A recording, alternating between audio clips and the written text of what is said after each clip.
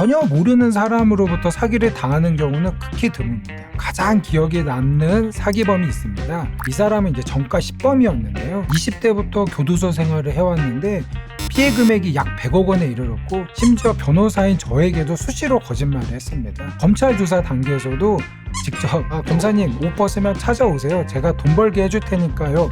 적인 법적인 처벌을 전혀 두려워하지 않았습니다. 보통 사기범들에게는 큰 5가지 정도의 특징이 있습니다. 안녕하세요. 고영상 변호사입니다. 사기죄란 다른 사람을 속여서 경제적 이익을 편취하는 범죄를 의미합니다. 사기 범죄는 되게 다양한데요. 부모님에게 한 번쯤 들어봤을 개사기, 그다음에 단순 차용 사기, 전통적으로 계속 이어지고 있는 부동산 사기, 투자 사기, 보이스피싱, 로맨스 스캠, 주식 리딩, 비상장 주식 매매 사기 등 다양한 형태로 나타납니다. 그 사기 뉴스를 보면 아니 어떻게 저런 거짓말에 속지? 저런 거는 피해자가 잘못했다. 이렇게 생각하는 사람들이 되게 많습니다. 그러나 전혀 모르는 사람으로부터 사기를 당하는 경우는 극히 드뭅니다. 알고 있는 지인이라던가 아니면 신뢰할 만한 지인이 소개해주는 사람으로부터 사기 범죄를 당하는 경우가 대부분입니다. 최근에 뉴스에서도 많이 나왔죠. 전청조 씨 사건처럼 수입차, 해외여행, 명품 등으로 시장을 하면서 재력을 과시하거나 유명인과 찍은 사진 등을 이용해서 자신의 어떤 인맥 등을 과시하기도 합니다. 사기 범죄자들이 바로 돈을 투자해라, 돈을 나한테 달라, 그러한 사람들은 하수입니다. 처음에는 자신의 재력을 단순히 과시만 합니다. 사기범의 재력을 피해자에게 알려주는 어떤 중간자 역할을 하는 사람도 있습니다. 이런 중간자가 반드시 어떤 사기 범죄의 공범인 것은 아닙니다. 중간에 소개해주는 사람, 이 사람을 대상으로 해서 어떤 사기죄 피해를 받은 사람이 이 사람을 고소를 했지만 단순히 참고인 조사만 받고 불기소 처분을 받는 경우도 많습니다. 이 중간에 낀 사람이 피해자인 경우도 많이 있습니다. 사기 범죄자들은 피해자가 자신에게 어떻게 돈을 버는지 물어보도록 유도하는 경우가 대부분인데요. 만약 피해자가 사기 범죄한테 돈이 되게 많으신데 혹시 어떻게 투자하셨어요? 어떻게 재산을 불리셨나요? 2단계에 이르면은 사기 범죄에 빠질 확률이 거의 90% 이상입니다. 투자 사기의 경우 몇 개월 동안 약속한 이자를 지급해서 피해자가 의심을 하지 않도록 만듭니다. 이러한 수익은 여러 피해자들로부터 받은 돈을 돌려막기 하는 경우가 대부분입니다. 여기서 추가 투자를 유인하는 경우가 대부분입니다. 어느 정도 또 시간이 지나면 연락이 두절되거나 아니면 투자한 해당 사업이 어려워서 본인도 큰 손해를 입었다고 변명을 하고요. 또 그러면 투자금을 돌려달라, 손해배상을 보전해달라 이런 요구에 그냥 차일피일 시간만 미루는 경우가 많이 있습니다. 가장 기억에 남는 사기범이 있습니다. 이 사람은 이제 전과 10범이었는데요. 20대부터 교도소 생활을 해왔는데 이 경험을 이용해서 사기 행각을 벌였습니다. 피해 금액이 약 100억 원에 이르렀고 다수의 피해자가 발생했습니다. 특히 이 사람의 경우는 어떤 교도 행정 이 부분에 대해서 상당히 전문 지식이 있었거든요. 그렇기 때문에 일반인들은 이 사람이 거짓말한다 라는 것은 전혀 알 수가 없었고요. 심지어 변호사인 저에게도 수시로 거짓말을 했습니다. 놀라웠던 거는 검찰 조사 단계에서도 검사에게 직접 검사님 5%면 찾아오세요. 제가 돈 벌게 해줄 테니까요. 적인 법적인 처벌을 전혀 두려워하지 않았습니다. 보통 사기범들에게는 큰 5가지 정도의 특징이 있습니다. 첫 번째로는 재력 내지 인맥을 과시합니다. 전청조 씨 사건처럼 어떤 자기의 재력을 끊임없이 자랑하거나 주변 사람들한테 돈을 막 쓴다든지 정치인, 연예인, 법조인, 기자 등 내가 아는 유명인들이 많다 이러면서 또 인맥을 과시합니다. 두 번째로는 일단 투자 이야기가 나오면 적극적으로 투자를 권유합니다. 일반적으로 투자를 권유하는 사람들은 처음부터 어떤 큰 금액을 투자하는 것을 그렇게 권유하지 않습니다. 왜냐하면 투자한 사람도 위험 부담이 있기 때문이죠. 사기꾼의 경우에는 담보대출을 받아서 큰 금액을 한 번에 투자하라고 적극적으로 권유하는 경우가 많이 있습니다. 세 번째로는요, 몇 개월간 약속한 투자금 아니면 그 이상의 금액을 지급합니다. 왜 그런지 여러분도 아시겠죠? 당연히 큰 금액을 투자하는 사람으로서는 초반에 의심을 할 수밖에 없습니다.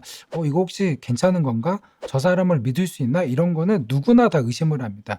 이러한 의심을 지우기 위해서 처음 몇 개월, 수개월간은 그 약속한 이자의 그 이상의 금액을 지급하는 경우가 많이 있습니다. 네 번째로 사기범은 추가 투자를 적극적으로 권유합니다. 일반 투자와 이제 이게 특히 구별을 해야 될 점인데요. 뭐 일반 투자가 잘 돼서 성과가 나오면 당연히 이제 추가 투자를 권유할 수 있습니다.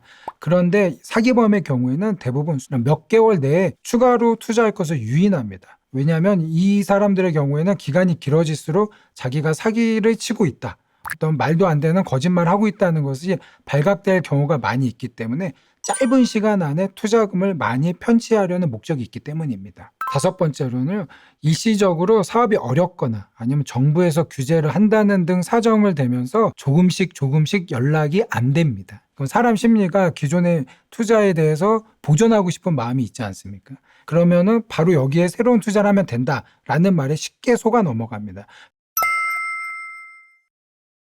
크게 5가지 좀 주의하실 내용이 있는데요. 첫 번째로는 나에게 온 정보는 더 이상 고급 정보가 아니다라고 생각하셔야 됩니다. 너무 좀 냉정한 얘기일 수 있겠지만요.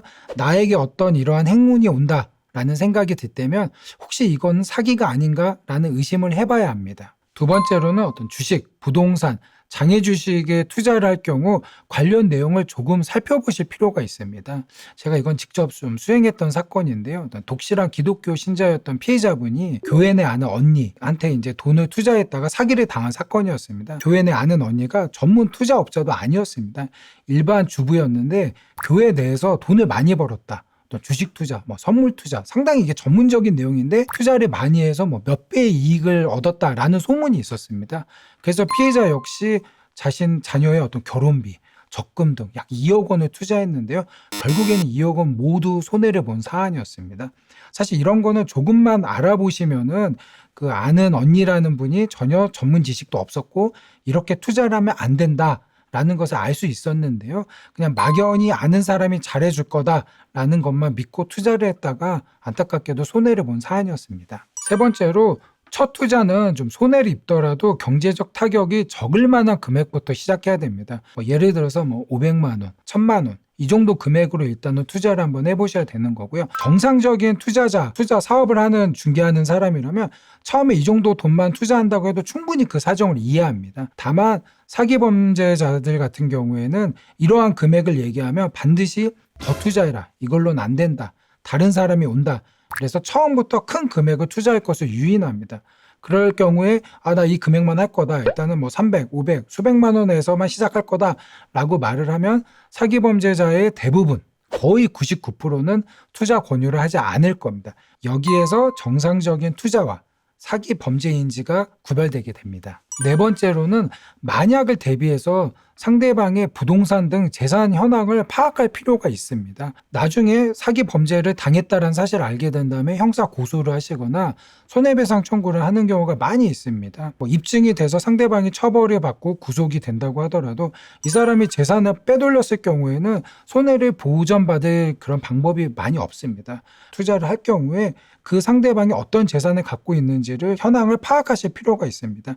그래야 나중에 형사 고소를 하고 민사상 손해배상 청구를 해서 판결문을 받은 다음에 집행을 해서 재산상 손해를 보전받을 수 있습니다. 마지막으로 의심이 들면 바로 법적 조치를 취해야 됩니다.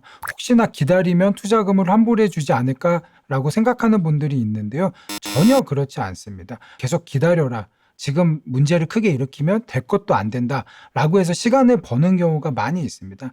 하지만 제가 수행했던 거의 대부분의 사건, 예외 없이 법적 조치를 안 하고 가만히 있는다고 해서 사기범들이 피해 보상을 해주거나 돈을 환불해 주는 경우는 거의 없었습니다. 이러한 법적 조치는 시간이 지나면 증거들이 사라지기 때문에 늦으면 늦을수록 불리합니다. 오늘은 사기범의 특징과 어떻게 하면 사기 범죄를 당하지 않을까에 대해서 같이 알아봤습니다. 좀 많이 도움이 되셨으면 좋겠고요. 궁금하신 점은 댓글과 이메일 달아주시면 빠른 시간 내에 답변 드리겠습니다. 감사합니다.